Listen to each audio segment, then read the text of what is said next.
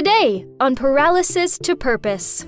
Disability hits me, right, almost 16 years ago with the birth of my first son. And what I thought being a good father meant was getting your kids out, doing sports, hiking, sailing, skiing, the things that my dad did for me, right? And so I thought I couldn't even be a good father to this child because I didn't understand sports and those kinds of activities were possible. Yeah. Here we go. You can do anything you put your mind to. What seems impossible can be done by you. It may knock you down, but don't let it stop you. Got so much to give, a lot of life to live. You must go from paralysis to purpose. This is Paralysis to Purpose, the podcast with David Cooks. Hello, everybody, and welcome to another episode of Paralysis to Purpose, the podcast. I'm your host, David Cooks, and I say it every time. I am the most fortunate guy in the world. I get to interview some of the most spectacular people in the entire world, and today is no exception. I am excited to have Clayton Frech with us today. He is a disability advocate and a social entrepreneur.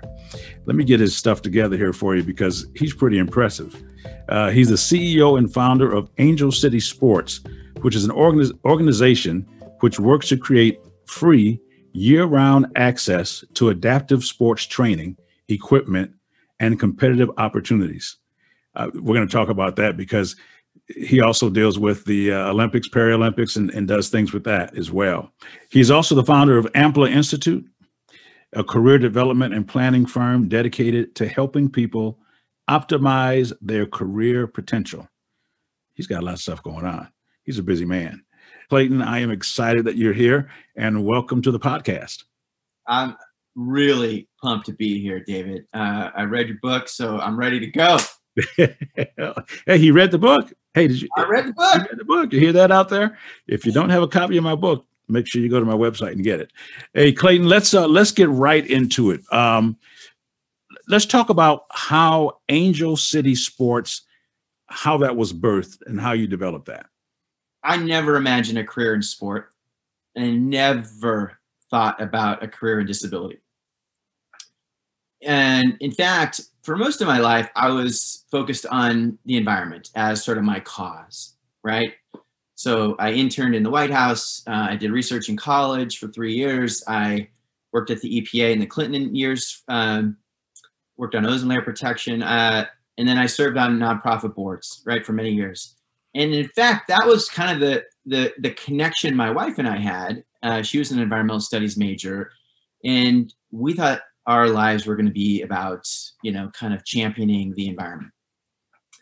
And then this fateful day in 2005, our first son is born. We have 3 beautiful boys, but the first one comes out of the chute and he's missing limbs. He doesn't have a knee. He doesn't have a shin bone, and he's only got 1 finger on his left hand. Now, we could have a whole episode around that, right? Because as a parent, and you don't know this ahead of time, and I don't even know if you want to know this, right? It just sort of hits you, right? And you got to process and deal and kind of figure it out. So disability hits me, right, almost 16 years ago with the birth of my first son, and sports comes into it pretty quickly. And so I haven't shared this story a lot, but I'm starting to get comfortable with it, which is I knew so little about disability and literally nothing about adaptive and Paralympic sport. And so what I thought being a good father meant was getting your kids out, doing sports, hiking, sailing, skiing, the things that my dad did for me, right? And so I thought I couldn't even be a good father to this child because I didn't understand sports and those kinds of activities were possible. So I spent the first summer of his life, I'm a surfer from Santa Barbara, paddling out to the waves here in Los Angeles and crying. And I don't say that to like get people's, sympathy or anything. It's just that was the journey I had to go on. And I bottom out, right? But what happened is and we did have Google, right, back then. So I started Googling like amputee surfing. And I just started figuring it out. So I stumbled upon the Challenged Athletes Foundation. This is sort of where my life took a big turn, right? Because they invited us down for their triathlon, which is amazing. If no one's ever gone, you got to go. And I met an amputee surfer from Brazil named Pirata. And he's got the same amputation as Ezra, left above knee. And he rips. He's a great surfer. And so that weekend, our eyes were opened, right? We met Paralympians. We met other really accomplished athletes. All different types of disability. We realized the world was open to him from a sports standpoint. Again, I still didn't know a thing about the movement or anything, right? I just knew some people and got some inspiration. So that was a really pivotal moment in our journey, right? And so, listen, we become advocates. Ezra loved sports since like day one. 5 months old, he's sitting up and I buy him a ball because I was like, gosh, the kid doesn't have a ball. Like, what kid doesn't have a ball? And he goes crazy over the ball, right? He loved basketball from early days. And because he's an amputee on a running blade, he's able to actually mainstream in sport, which is unlike most of the people in our community. But he just mainstreamed. He's a really good athlete. And when he was 8, I got this little nugget of advice. When he's about 8, take him to the Endeavor Games. Okay. John Siciliano, Paralympian, ran in the Atlanta Games, Paralympics, gave us that advice. And I'm like, okay, I trust you, John. So I take him to the Endeavor Games. I didn't know that much about the Paralympics. And we fell in love. And if anybody hasn't been to the Endeavor Games, go. It's great. It's before you go on, because many of our listeners may not know what the Endeavor Games are. Can you just give a brief explanation of what that is and then go ahead and continue? Endeavor Games is a Paralympic style competition. So tennis sports, and athletes of all ages and abilities can do a variety of sports. And so we sort of came out to do this event and just try a bunch of different sports and, meet people and kind of get connected. And so, I remember it was yesterday, David. So we're on the track. I signed him up for everything, right? I'm like, well, we're going to Oklahoma. I might as well sign you up for everything. And he was complaining. He's like, gosh, you gave me time for all these events I got to do. I'm like, don't worry, you're young. You got this. So the final day we're on the track and he's jumping. He's doing the long jump and high jump. And I don't know anything about these sports. I grew up as surfer, skateboarder, right? I don't know anything about track. And he sets a national record on the long jump. Wait a minute. Hold on. So you just said that. You said that he went down there and he just set a national record. Yeah. And had he been doing this before or anything? He didn't know anything. He just was watching other athletes and trying to copy them. So, and this is really interesting, David, and I think you will appreciate this, right? A little bit of recognition goes a long way, right? So this little 8-year-old goes, wait, what? I just set a national record. So he proceeds to break his own record 2 or 3 more times, right? Kid's fired up. And then he goes over to the high jump, and he's literally learning, as he's jumping. Yeah. He has no idea how to do this, right? And even he was jumping on the wrong side anyways. But on that track that day, I sort of said out loud, why do I have to come to Oklahoma for this? This is amazing. It's been a transformational weekend, right? But I'm the only family from California out here, right? Kind of more regional. It's expensive to travel and take the time off on stuff. So I became obsessed with bringing this type of event to Southern California, right? Because I know the numbers in California. I got 20 million people within a 2-hour drive. So that was the impetus for Angel City Sports. Wow. That's a great story. I didn't know that your son at age 8 was a record holder. Not very many people can say that. And that your journey was, you went from unlearned to learned just by getting out there and going. which is a message, for people that you don't have to know everything when you get started.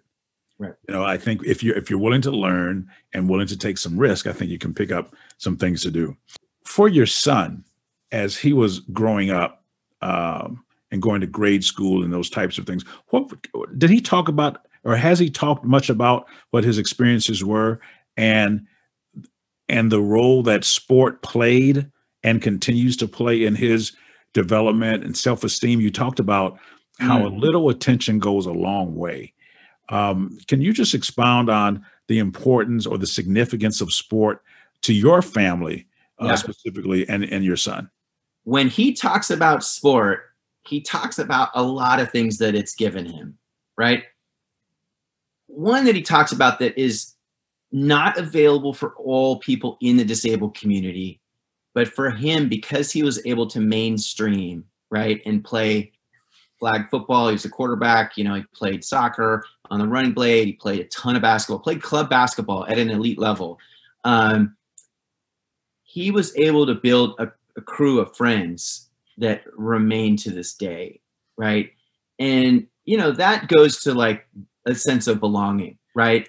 That he had a little crew. Now, I do think if you aren't able to mainstream, you could do that in the adaptive sports world, right? Similarly, but it gave him friendships and peers that he could kind of hang with. It has given him, I'm going to try to say it in his own words, but like, it is his escape. It is his meditation. It is a place where he actually gets to forget that he has a disability. That's right. Let's just stop there for a moment, because I think I can understand that. With a lot of things, I love sport and coaching and those types of things. And one of the things that I love to do is go fishing. And when I go fishing, it's a reminder. It's one of the few things that was untouched by me becoming a wheelchair user.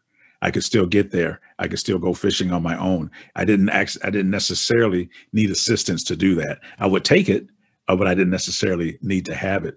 And so that sense of independence and it allows for you to be free, from the challenges that you face every day. So I think that the fact that he has allowed or used sports as a mechanism to help to give you a breather from the daily grind of having physical challenges is fantastic, because you know what? A lot of people have used other things to their detriment to deal with the difficulties of having physical challenges. 100%. And once I'm trying to use his words, right? One phrase that he says is like, I don't feel different when I'm playing sports. I just feel like one of the guys. I see the power, and sport does this for a lot of us, right? It gives us purpose and, focus and goal setting. I mean, I wanted to be a pro skateboarder when I was young, and I was nowhere near good enough, but man, that was my goal, right? Kept me out of trouble, right? And, but for him, really interesting, I think you'll relate to this as well, David, which is he will say like, it's my identity. I'm an athlete. And so when I look at that, I go, well, you're a kid with a disability, but you're actually labeling yourself an athlete, right? First.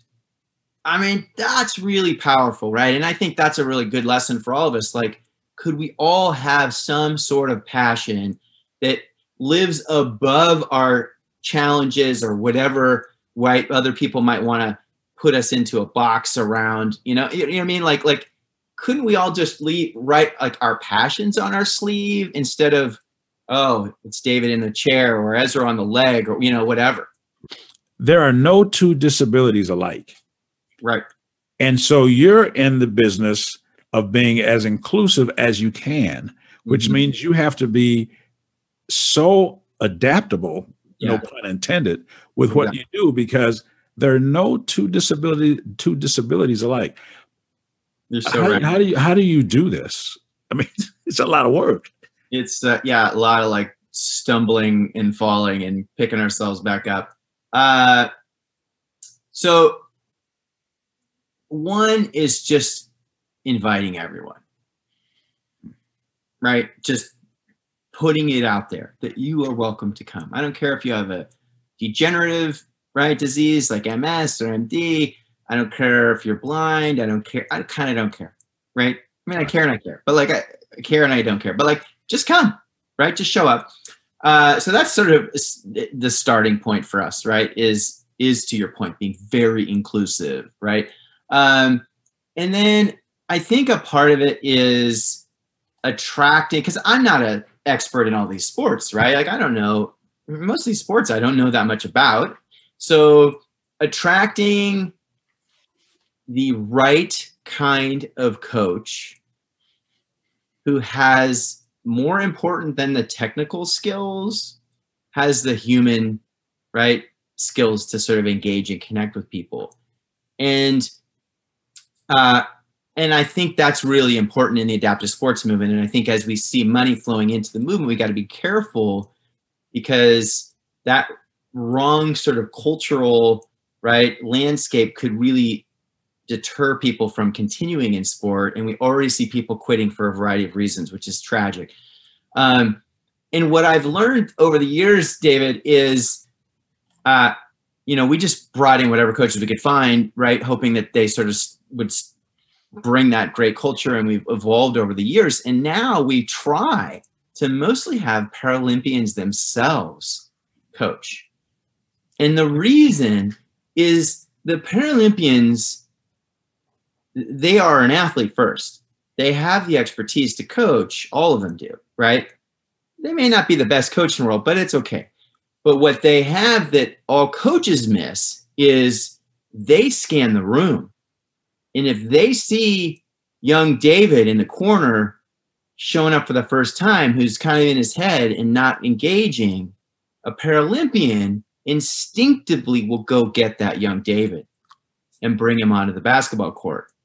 A coach doesn't always have that perspective. And so we've sort of transformed our perspective on coaching. And again, we have other coaches in the mix, but like if we can lean on Paralympians, we will, because they find that kid in the corner, or the young woman that's got MS, that's like, right, real, whatever it is. But like the Paralympians understand the athlete journey, and they understand how hard it is at the beginning. This is a good place to take a quick break. And then when we come back, I want to talk about a couple of things. One, I want to talk about the relationship that your son has with your other sons, and how that has gone. And then we'll take a look. I know you're excited about the 2020 Olympics. I want to touch base on that, and then finally we'll talk about coaching and career coaching and what you do with that. So we'll take a quick break, and then we'll be right back.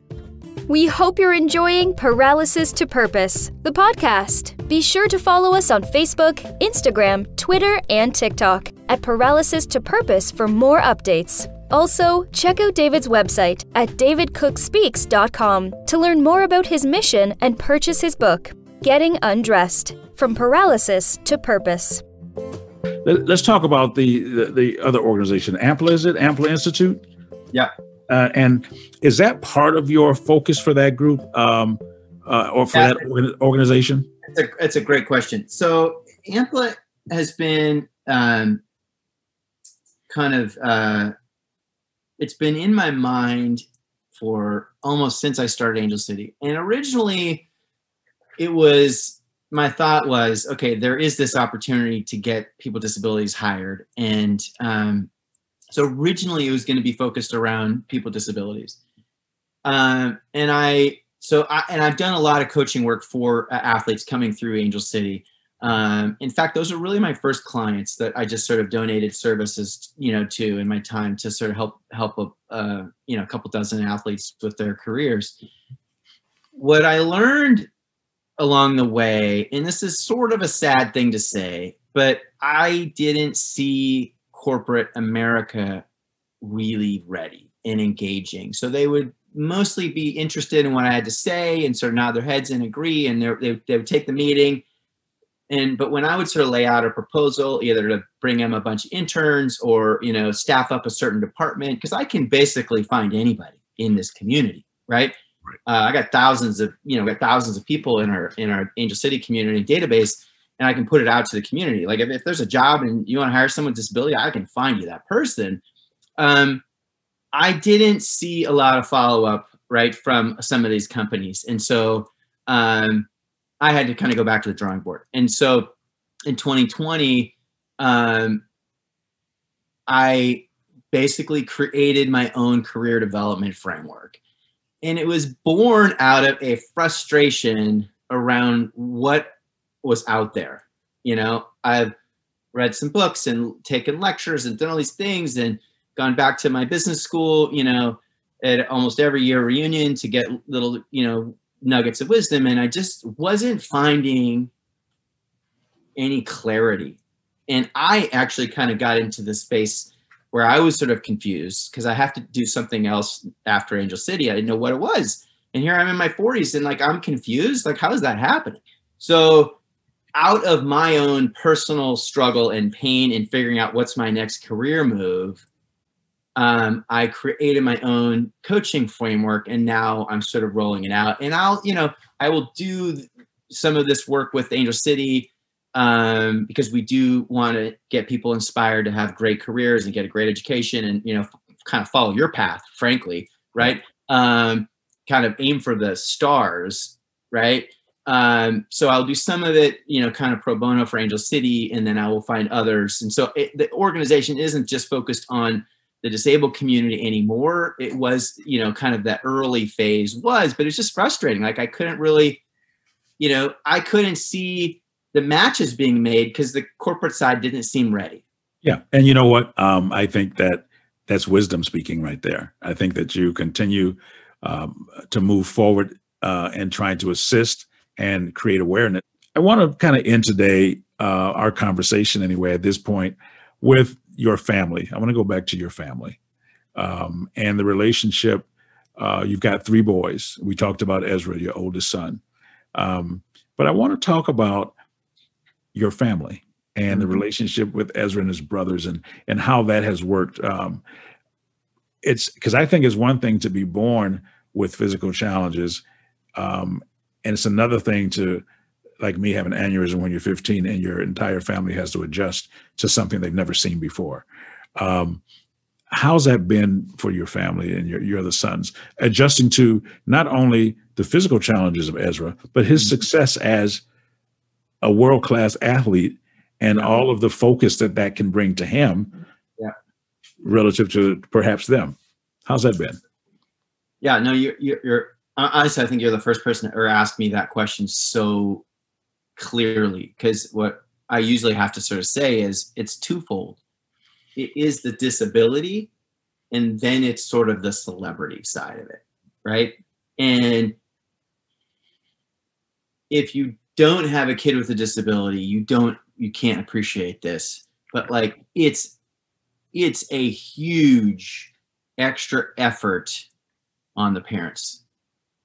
It just is. And it probably doesn't matter that much what the disability is. You have to try to stay ahead of your child in terms of what are their needs. And it's, you know, like my wife and I are just constantly blocking and tackling. I sort of became sort of the prosthetic guy, right? So like prosthetic issues sort of go to me. She typically has better intuition around medical challenges. And so she at least directs me on those. You know, she like said, you have to get Ezra an x-ray on his legs. I'm worried. And Ezra wasn't even complaining. And he ended up having a fractured femur. And I'm like, okay, so from now on, I'm trusting your judgment, not mine. I think that's wise. I'm like, he's not even complaining. Why am I taking him to the, she's like, just go, you know, and she was like dead on. So, you know, we kind of divide and conquer. I'm like the logistics guy. I'm an operations guy. Right. So, she's sort of the emotional, right. Kind of the mental strength and all that stuff. So we kind of divide and conquer, but it's an incredible amount of effort. And I don't know how, you know, we've had some sort of flexibility career wise. Like when I had big corporate jobs, she was at home, and then we've kind of both been started entrepreneurial things. So now we can kind of block and tackle, but I don't know how anybody has 2 working parents, 9-to-5 jobs, because the prosthetic office closes at 5. Right. and it's not open on the weekends, right? For you, any doctor visit, you can't do that in the evenings and the weekends. So you have to take time out of work, right? So super tricky. It sucks your time and your mental focus. And then with Ezra, I mean, he was on Good Morning America as a 4-year-old. He's friends with Pau Gasol. He was on Ellen. He was a Sports Illustrated, Kid of the Year finalist. He spoke to the Golden State Warriors the year they broke the Bulls record, right before they broke the Bulls record. He's spoken to 18,000 people, right, at We Day events, been introduced by, by Selena Gomez and Magic Johnson. And the kids had this insane life as an advocate, right? And he wasn't even that accomplished of an athlete. I mean, he was a good little athlete, but and now he's on the Paralympic team, and, there's an opportunity for him to be one of the real leaders in the Paralympic movement and kind of be one of the faces of the movement. And so, his sort of celebrity is just going to go like that. So I say all that with, I love your question because it's hard, right?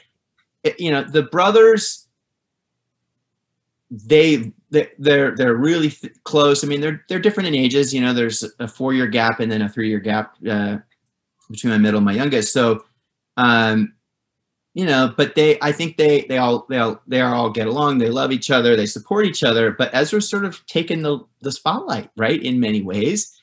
And so, as a parent, we're aware of this, and we try our best to spread the attention, right? The dinner time conversations. We try to kind of support the other two in their passions, because we've obviously supported Ezra in his passion. So, but it's tricky, and they have not benefited from his celebrity. It doesn't benefit them at all. Didn't think about that. And what are their names? I want to bring some humanity to your son. Yeah. So I've got a Gabriel. I've got a Gabriel is my 12, and then Elijah is he's turning 9 in May, the same month Ezra will turn 16. So you have got the Old Testament covered, my friend. We locked up the Old Testament. You locked up the Old Testament. You got Ezra, Gabriel, and Elijah. That's a lot of power right there. And there's 20 more great names in the Old Testament. So go digging through the Old Testament if you need a baby name. But yeah, I think. And so in 2019, Ezra had this amazing summer. He got classified under the Paralympic system, so he was eligible for world rankings. And then he delivered a great result at the Angel City Games presented by the Hartford, which is my event at UCLA.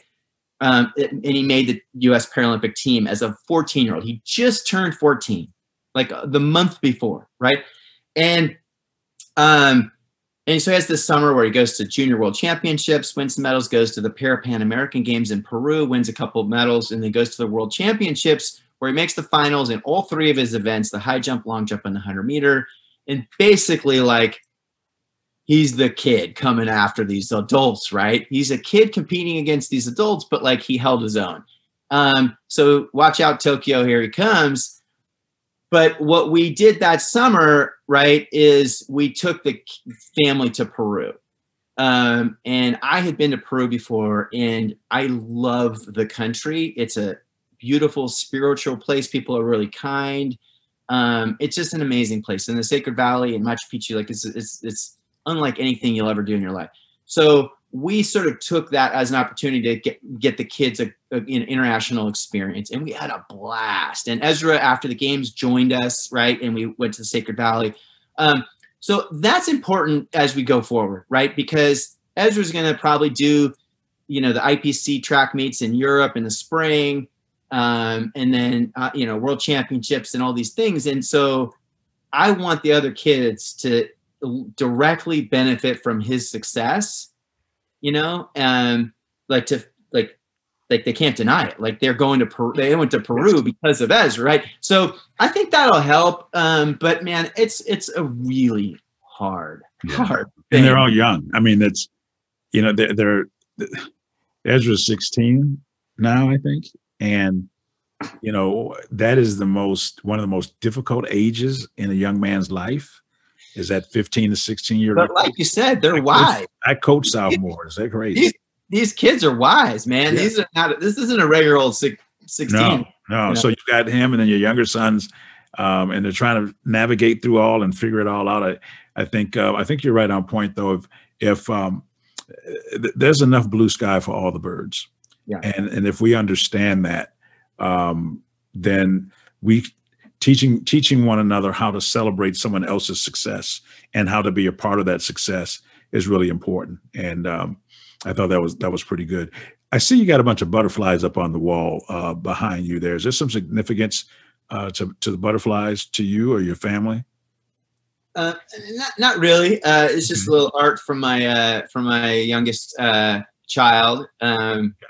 But so you got an artist. You have an artist in the family. Yeah, he's a legit artist. He's actually, since the pandemic, he's taken art classes with my mom, which is super cool.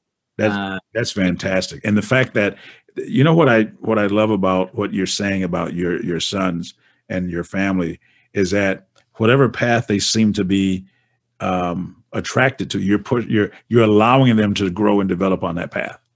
You haven't made them. You have to, you know, but you see, like when you gave Ezra a ball, he went crazy. You're like, okay, he's an athlete, yeah. You know, and so let's do that. And your youngest son, Elijah, is an artist. You can see that, and he's taking classes, and you're going to bring that natural gift out of them. And I think that's important, especially when you do have children with various levels of celebrity, because that's not easy to do.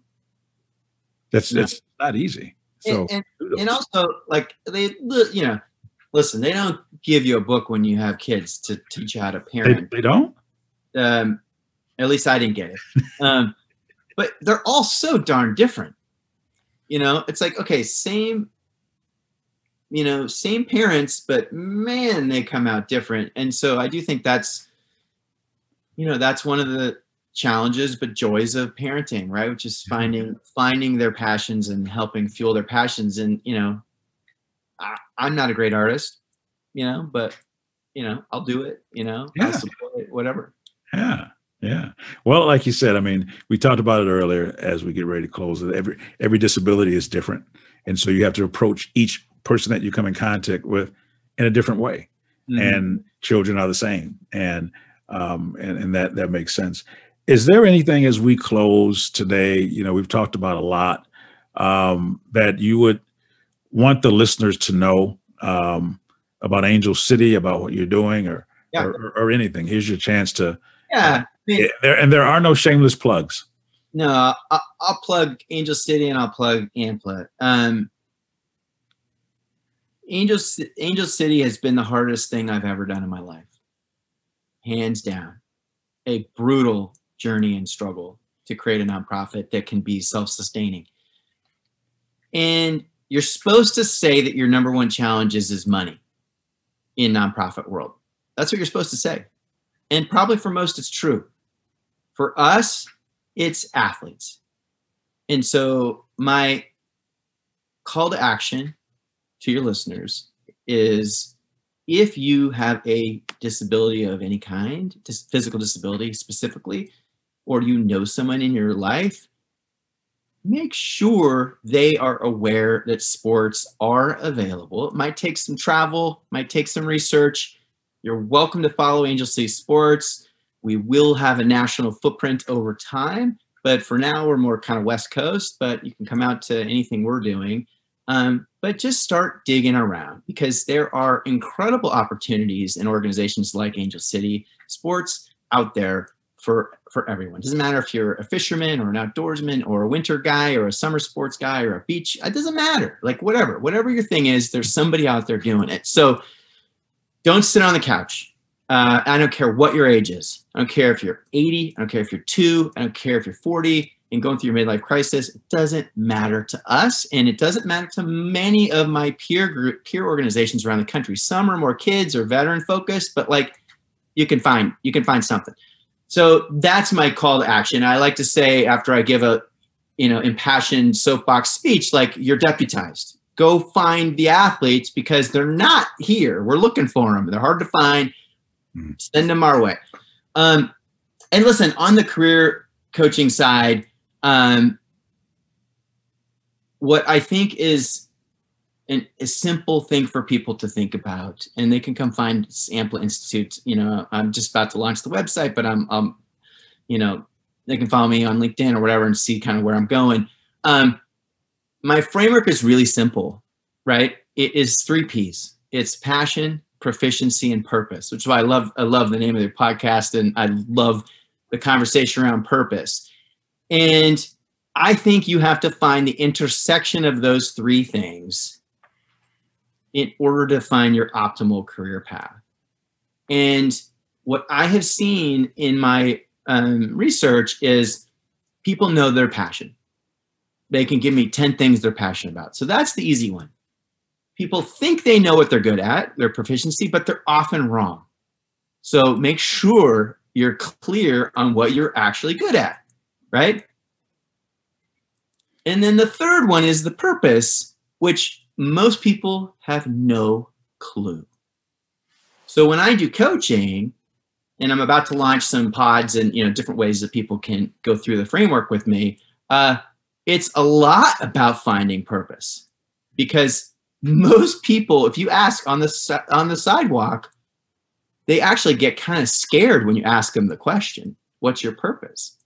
And I'm trying to like take the pressure off of that question, but still ask it and ask you to engage with it. And what I like to say is snuggle into it, chase it, be aware of it, right? Be moving towards it. I don't care what, you know, how your brain works and how you think about it, but don't ignore it. And don't think that it's something that's unachievable, because it absolutely is. I mean, look at you, right? Look at me. You and I could probably come up with 100 people in our lives that are living their purpose day to day. Now, again, I get it. It's hard. And it sometimes means you got to go through some pain maybe in your past, right? My purpose, you know, and I think your purpose evolves over time, right? But the last 15 years, it was just dropped on my lap in the form of a baby, right? Back to that, like, I didn't know. Literally. Yeah. I didn't know about disability, and now I'm a disability advocate. How funny is that? Yeah. Right? Like, I didn't know anything about disability, and I'm not even disabled, right? So you don't know where your purpose is going to come from. You got to dig, right? And that's where I really help people. I really get to know them and understand their journey, because it often comes from pain or privilege. Mm. Wow. Pain or privilege. How about that? Yeah, that's really good. I think some people are just destined for things, and I maybe call that like a higher power. That's like maybe the third one. But like pain and privilege, you're going to find 80% of people, right? Their purpose is in one of those buckets. Wow. Okay. Passion, proficiency, and purpose. The intersection of those 3. I love that. Because I'm a big believer that your purpose will be tied to some sort of natural gifting that you have, which is tied to your passion. And, you know, you pursue that. And like what we do now, I mean, I have to work at this, but I'm gifted to do this. And so I do it as part of my passion. I mean, it's the same way. And so if people want to get a hold of you, get a hold of you, whether it's for coaching, speaking, Angel City, what's your website handle, that kind of stuff? Yeah. I'm pretty easy to find on this social media channels, just Clayton Frech. Some of them it's Clayton.Frech. People can reach out to me through Angel City Sports. The social is just at Angel City Sports or angelcitysports.org. And Ampla Institute is sort of, I've got all those social tags in the website kind of reserved, but I haven't really kind of pushed a lot of content out, but you can get me through Ampla Institute as well. You know, like I'm really active on LinkedIn. And so anybody that's on LinkedIn, if you're not, just get on it, because it's actually a pretty amazing platform. So that's a super easy way. I get messages every day from people, you know, like it's a really fun platform. But yeah, and if you have a disability or somebody, you know, get them connected to Angel City Sports and other organizations like that. That's right. Well, thank you, Clayton, for being our guest today. And we learned an awful lot. And, you know, I look forward to watching the Olympics, Paralympics. Got to see your son do his thing. And I also look forward to interviewing him. But until next time, this is your host, David Cooks, on Paralysis to Purpose, the podcast, reminding you that your ability to endure is always greater than your willingness to endure. You can do anything you put your mind to. Thanks for tuning in to Paralysis to Purpose. Don't forget to follow us on social media at Paralysis to Purpose on Facebook, Instagram, Twitter, and TikTok. To purchase his book, visit davidcookspeaks.com. Be sure to tune in next time for more inspiring conversations with David Cooks. If I have one leg and I'm beating these guys that have two kids in my grade, I was like, I must be doing something right. I must be, so it was like when I played sports and I was able to keep up with these guys that have two legs and I only have one, and play basketball against guys that have two hands and I only really have one full hand and I'm still able to keep up. Next time on Paralysis to Purpose. It was sort of those moments where I sort of realized I was like, oh, like I'm pretty good at basketball. Basketball is my favorite sport for a while. I wanted to like go to the NBA and stuff like that. And then the dream shifted to the Olympics. Paralysis to purpose.